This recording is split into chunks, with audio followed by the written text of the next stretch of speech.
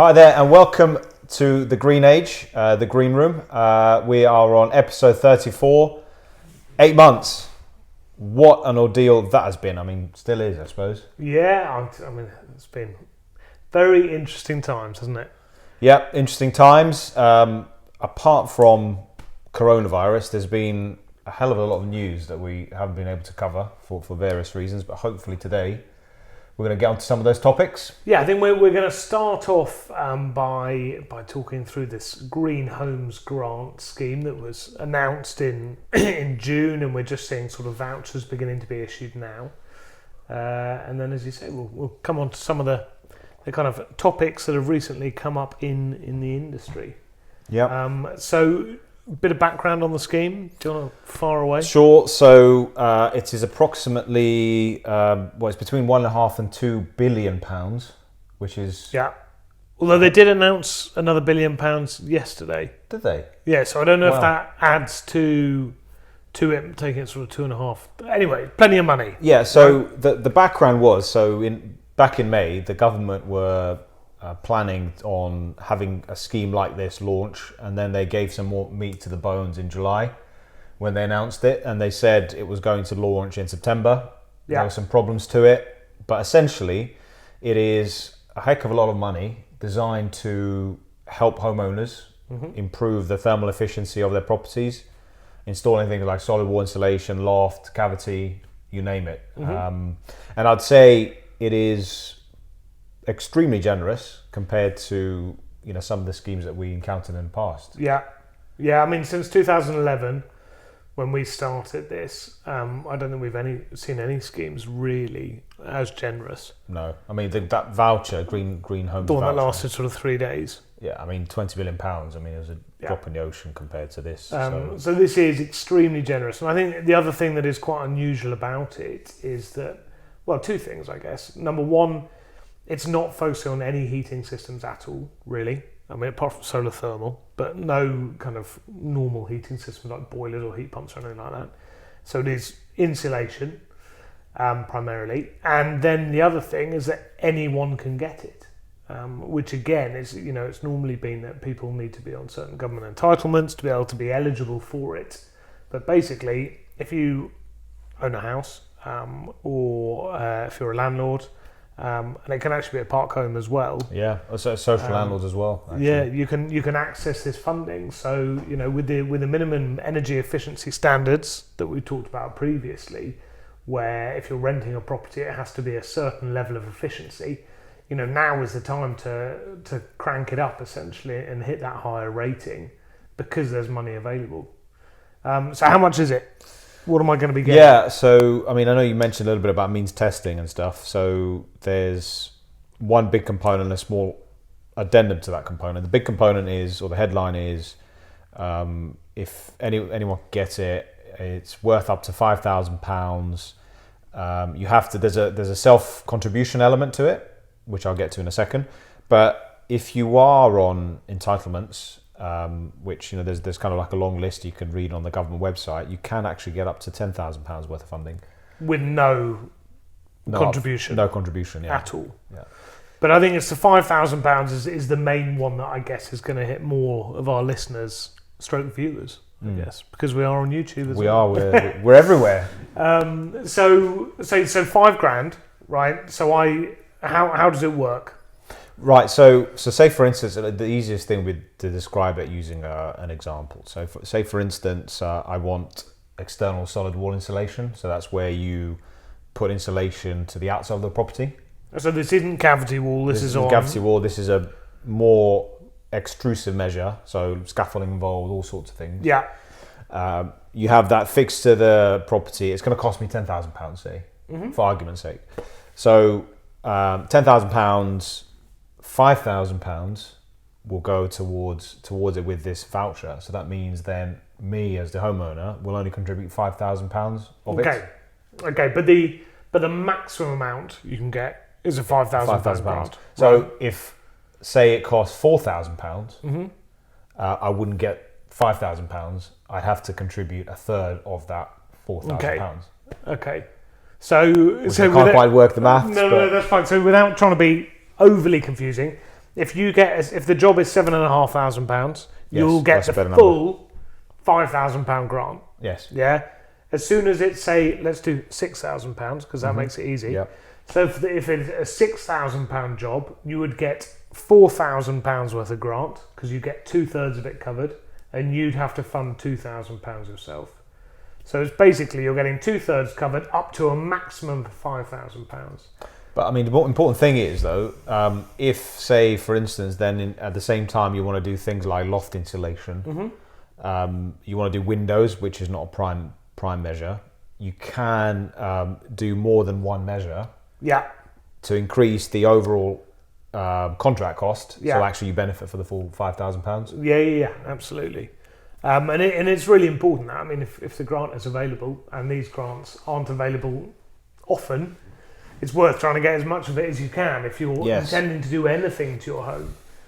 But as you rightly say, if you want to do windows, and windows is the only thing you want to do, that is classed as a secondary measure. Yeah. So you wouldn't be able to do it. So you need to take one of the insulation measures, one of the primary measures. So we're looking cavity wall insulation, solid wall insulation. I think room in the roof is still there, although there's talk of removing room in the it. roof, there's floor.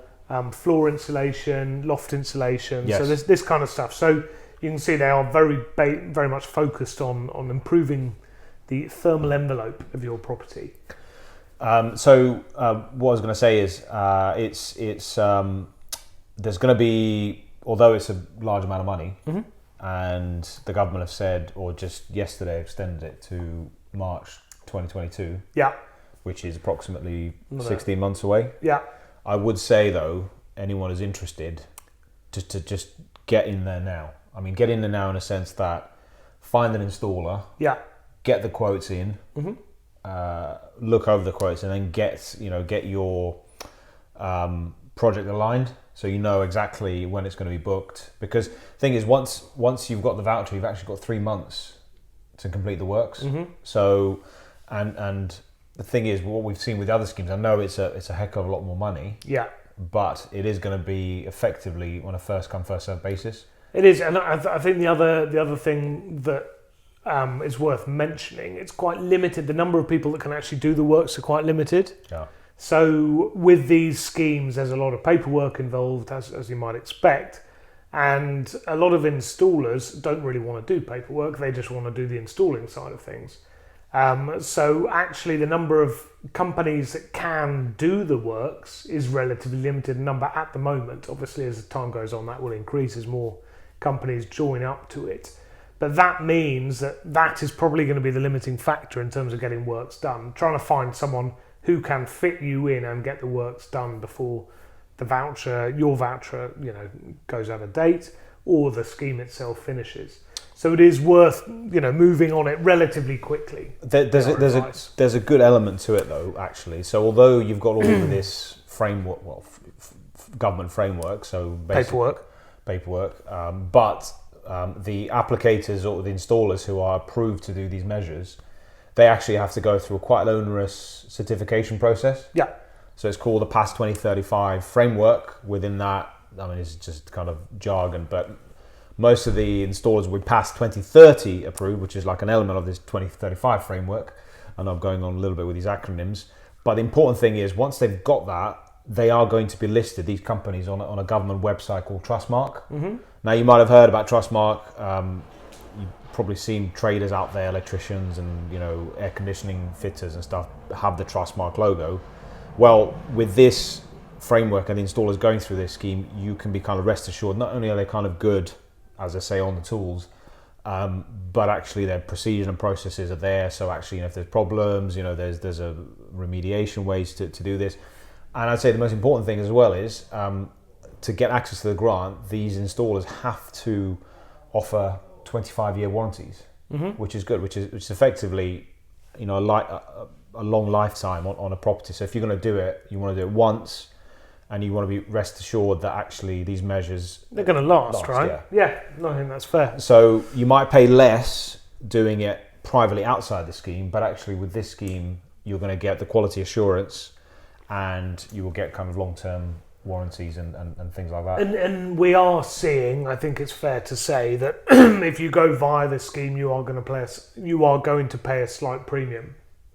So obviously not more than the £5,000, but you are going to pay a little bit more than probably you normally would. And that really is in relation to the kind of the paperwork, the hassle of the administration side of it, paying for warranties and all this sort of thing that normally, you wouldn't potentially, or you may not get if you were doing an install. So as you say, I think it's really good for peace of mind that these people know what they're doing, and these frameworks are put in place. They're fiddly, but they're put in place to protect the customers, right? So they're quite an important thing, I'd say. So what worth mentioning is, so we talked a little bit about external wall insulation. It's probably a good idea to, because it all kind of sounds great, we want things kind of insulated and stuff like that, but people don't really understand what's involved on a project like that, because it is a building project. Yeah, no, absolutely. And if people have never done building work, you're going to put me on the spot here. What's involved?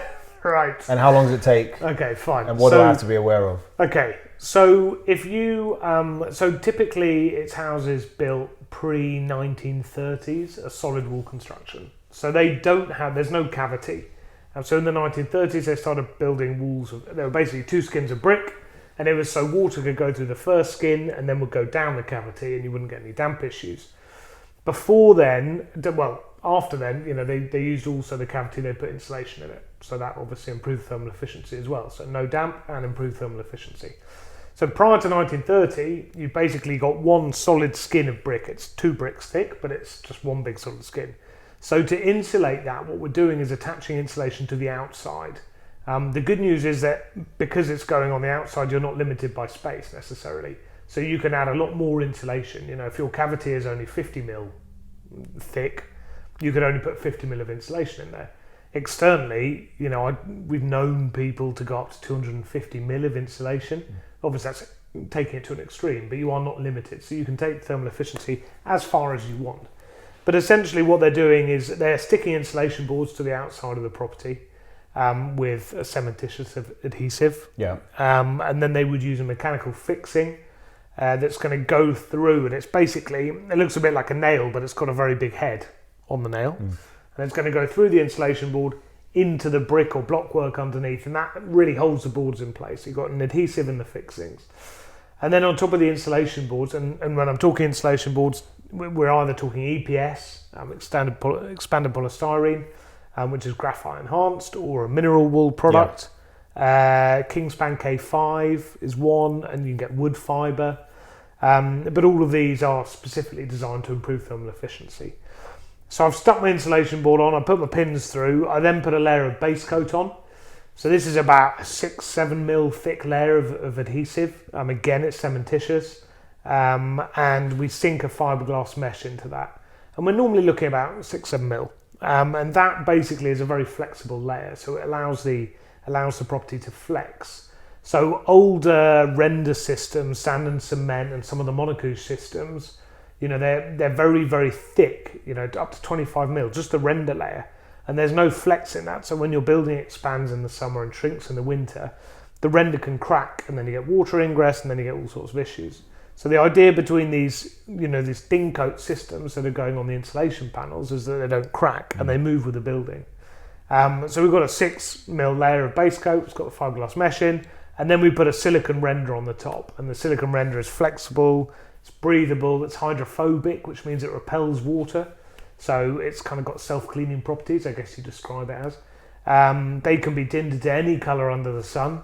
And there's various different grain finishes and that sort of thing. So you can basically tailor the house to look however you want it to. And if you put it onto a property, it really brings it to life and makes it look like a brand new house, to be honest. With the added benefit of the thermal savings and energy efficiency gains. So it sounds like a lot is going on. Do I have to live in a hotel for 2 weeks while this? Well, the good news is the works are done primarily externally. So there are a few things that you might need to, get the guys coming inside the house for, potentially extending gas flue pipes. If you are, changing any of the waste pipes. You may lose a toilet for a day. So, while they're extending pipes, etc. So it's worth being aware of that. But typically, there's no real, invasion of kind of your living space, because the scaffolding is up on the outside of the house, so everything is done there. And a job, if we compare it to a cavity wall insulation job, which loads of people have had done, this is going to take considerably longer. So maybe 2 weeks for a end of terrace house. It may even take a bit longer than that, depending on the size. So it is definitely going to take longer. There is a huge amount more to it than the other forms of insulation. However, as I said before, you can add as much insulation as you want, and actually the energy savings are significant. So it's quite interesting. So definitely, whereas internal, for instance, it's complete kind of overhaul of your day-to-day life. I mean, the internal wall insulation is a very interesting one. I'm not a fan, because if I put insulation internally, right, the purpose of the insulation is it's slowing the movement of heat from one side to the other, right? So if I put insulation externally on the outside of brick, so externally, what I'm talking about now, the heat will travel through the brick, it'll sort of hit the insulation, and essentially won't be able, it will very, very slowly, but the insulation will stop the heat travelling out of the house. So the brick will get nice and warm, right? It then acts as a heat store, it keeps the home nice and warm, no issues. As soon as you put insulation internally, what you're doing is you're stopping any heat from your heating system escape through the brick wall. So it stops at the insulation layer, which means the brick is privy to whatever the external environment is. So if it is wet and freezing, the brick, which would normally have heat travelling through it, if you didn't have any insulation, because your heating system would turn on, radiators would come on, that heat would just travel through the wall. It would always keep the walls at a certain temperature. As soon as I have internal wall insulation, it keeps the inside of the house really nice and toasty warm. But because you've got no heat travelling through the wall, as I said, it's privy to all sorts of potential issues. I'm not saying they're definitely going to occur, but they can. So things like interstitial condensation, which, it can cause issues. If it gets wet, the wall is wet and it freezes outside, those walls potentially could freeze. And that, for me, is why external wall insulation is always better than internal, just from a sort of scientific point of view. Yeah. And that doesn't then go into, if I want to put it in the kitchen, I've got to move every kitchen cabinet off and then reinstall them, or I've got to move all the radiators off the wall and re-put them on. So it's another reason why I think a lot of people will look to external wall insulation instead of internal. And space. Yeah. So I'm doing a lot of talking at the moment. No, it's fine. I was just thinking. So one other measure we forgot was flat roof insulation. So that's the one that counts. We had basically a sorry, a bit of background noise there. We had a customer who has done a lot to their house, and he asked me this week. He's like, "Well, I can't get any more external insulation. I've got external insulation, but I said, I quite like the sound of this grant. Should I be doing my floors?" Okay, and what was your answer? Well, I said to him, you do realise, well, in a non-condescending way, I said, heat rises. I bet you were condescending. No, I wasn't. I was very nice. I said, heat rises, and generally why we feel discomfort is it's normally the drafts that come through the floorboards and stuff. So provided you've got things like draft excluders and carpets and things like that, and you're well insulated otherwise, it's not really worth it to do the floor insulation. Yeah, I think that's fair. Because it's a lot of upheaval, and the thing is, you've got to rip up the floorboards, and you can cause more damage, and you've got to replace them, and so forth. So unless you're doing things like fitting underfloor heating at the same time, then I would do it at that point, but I just wouldn't do it as a standalone measure. So that's a really tricky measure, because although it is as part of the approved measures, it's a really, really niche one, I would say. Yeah. No, I think that's fair. And we're seeing a lot of room in the roof, which became really popular. Yeah. Room in the roof insulation, which is when you're putting the insulation on the angle of a slope sort of ceiling, I guess, in your kind of loft rooms if they exist in your house. And again, it's pretty niche, isn't it? Yeah. But it can be done. A lot of people are doing it. So I don't know. It's been quite an interesting year and a bit. I don't know. Do you remember last year we're talking about this domestic heating strategy? Do you think with this scheme where the government have actually gone, it's all about insulation again? Do you think they've done a little bit of a 180? I don't think so. I think there's an element of panic, and I think number one they're trying to push this because they're trying to get the economy going, and this is a relatively easy way. They can get lots of new jobs, etc., etc. I have read they are going to try and put 600,000 heat pumps in annually now, which is a really big number. So clearly they're not leaving the heating thing. Yeah. It's just, I think they've done the heating thing to death. Yes. And actually this is something that, $5,000, I would consider doing it if I got that as a contribution. If I get it for a boiler, it's a no-brainer. Yeah. Even if my boiler's only a year old, I'd think about doing it. Because it's a brand new boiler that comes with a massive warranty. So the way they've done it, I guess, is to encourage people to do things that they think long-term will actually really help. Yeah. But not just feed something that doesn't need feeding. I.e., if I need a new boiler, I've got to put a new boiler in. Do you know what I mean? Yeah. No, that's fair. That's fair. But I think it's... I just thought it was a bit confusing, because they were saying stuff about heating, and then now, it's fabric first, which I've always thought, to be honest, is which is the most sensible route. As we talked about that a lot. There's some really weird stuff coming from the government at the moment. Yeah. This electric car thing, which on the face of it, on the face of it, sounds fantastic. 2030. So they moved it forward from 2040 to 2030. Yeah. So every electric car sold from 2030 has to be electric. Now, I don't know if it has to be electric and there is some combustible engine in there. I was looking for that hybrid thing, but I should have read past the headlines. I did the same, yeah. I think it's fully electric, yeah. So there's, for me, right, we might be talking a while about this one, but so if you put every car electric, right, make every car electric, so obviously that doesn't mean on day one we're going to lose, 30 million cars are suddenly going to all become electric because people will keep running their cars for 15 years and then they'll replace them over time. However, we are in no position. We are so far from being ready. Because you know what the thinking is? The thinking is we're going to have so many wind farms. We need to use the electricity. Then we'll have the electric So cars. this is awesome. So on a random Tuesday, Tuesday night in 2032. Listen, we're not against wind farms. We love wind farms, by the way. But in 2032, random Tuesday night, the wind doesn't blow. Yeah. And because we've got lots of wind in theory, we've got lots of wind power in theory. Yeah. But the wind doesn't blow, no one's cars are charging. So you need to, the problem with intermittent energy supplies, so we're talking anything, if the wind blows, you make power. If the sun shines, you make power with solar electricity. You need to match it with basically a form that is predictable. So tidal energy is kind of a funny one because you can predict it, but there are times when you are producing none. So things like nuclear.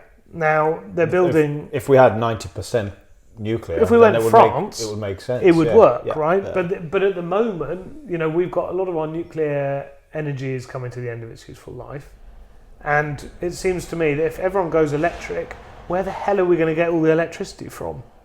Here's a theory. So we could be cutting one hand off, and then doing something wrong with the other. So we're taking the diesel and petrol out, so we're reducing carbon, but then we need power to power the electrical. So then we need carbon. So we need to burn gas and transmission losses, which is over 30% to make it. And you look. And listen, we're not rubbishing electric cars. Again, we love electric cars. No, I had the hybrid. It was awesome. Yeah. But if you look at California, where it's sunny and you put solar panels on, and you have like a garage that has your solar panels on the, Tesla stuff, That's and great. you put solar panels on, it powers your car and stuff. That's all really good and well. But I'm looking outside, we're now in November, the weather's pretty rubbish. Your car's not going far on the solar power produced from your solar panels at the moment. So I think, and also the other thing that, we put in place a capability for petrol or diesel to be delivered across the country, right? Mm-hmm. Because we have the stations, we have the infrastructure, refineries in the right place, and everything is in place to do it. Yep. What's going to happen to that? Well, I mean, it's interesting. So BP announced a 180-degree turn in their strategy. So they were going all buying wind farms and stuff like that. And investors didn't like it. The price absolutely tanked. Right. I mean, they are up again share price-wise, but it's just, I think people are a bit confused about the messaging. It's like, which way are we supposed to go, Yeah. So, I don't know. I mean, in 2020, 2030, it's not a long time. Yeah. It's 10 years to basically convert everything, which to me sounds like a heck of a lot of cash to get all of that stripped out, retrofitted or whatever, and to build the infrastructure to be able to support that. Yeah. And to have the power sources predictable, so we can run the electric cars. Yeah. So, I don't know, interesting times. Yeah, I think that was a really weird announcement. I think their announcements coming thick and fast, aren't they? They're all pretty peculiar. But I think just going back to this, the Green Homes grant thing very briefly, I think if you are planning on doing anything in terms of improving thermal efficiency, if there is a requirement on your EPC, for example, and you're a landlord that says you need to do it, so I have flipped here completely on the topic. I think now is literally the best time to do it, because it is so rare the government is willing to give you $5,000 to do anything. Just run with it, use it, and improve it, and it will make a massive difference. There's 8 million solid wall properties in the UK. If they could just do half of that, the energy savings would be enormous, and then I'd be slightly less worried that we're not replacing, the 8 nuclear power stations that are due to go offline in the next 15 years. That's fair. Because our energy, demand will be much lower. But I can't quite see how they're going to make it work. I don't understand their sums at the moment. But I mean, what I'd say, just one thing is, a lot of people are thinking about doing stuff because we spent a lot more time in our homes, for various reasons, and people are looking to improve. Mm-hmm. So people are doing extensions and loft conversions. So if you are going to do works, it's a perfect time to fit the retrofit works. Get a bit of money off. And just keep the whole thing cost effective. But it just means you'll have to obviously manage it a bit more because potentially there's another contractor in there who's doing that. But it should be manageable. Mm-hmm. And then we obviously, as we've said in summary, it's a good amount of cash. Try and get there fast. Try and plan it, and obviously do some more due diligence. And make sure you don't kind of lose out on it before it disappears. Now, we haven't done one of our green room episodes for, as you say, since lockdown really. So since February, March. So we're still trying to improve this room. So hopefully we'll have some enhancements. Yeah. So there may have been some random noises you may have heard during this one. Yes. But we're back. We're going to start trying to do it every couple of weeks. And so if you've got any topics that you want to find out more about, then do get in touch. You can go onto Facebook and type in the Green Age and we're there, or go onto the website. I think the word is ubiquitous. It means we're everywhere. Okay, I hope that's the word, otherwise it sound like a prat. And then if you want to get us on, if you want to download the podcast and listen to it, you can go to Apple, I can't remember them now. Podbean, we've got Stitcher, we've got, what's the one, the Swedish company? TuneIn, Spotify, that's it. So, you can get it anywhere. We're excited, we're getting, the support's growing for it. So thank you for listening, and thank you for watching. This one's going to be relatively short. Over 1,000 subscribers, so thank you for, subscribing and having us, as one of your favourite channels. In your ears. Yeah. But we will be back in a couple of weeks, and we'll put a bit more structure in place, and then Yes. we'll see how we get on. Great. But thank you for listening and watching.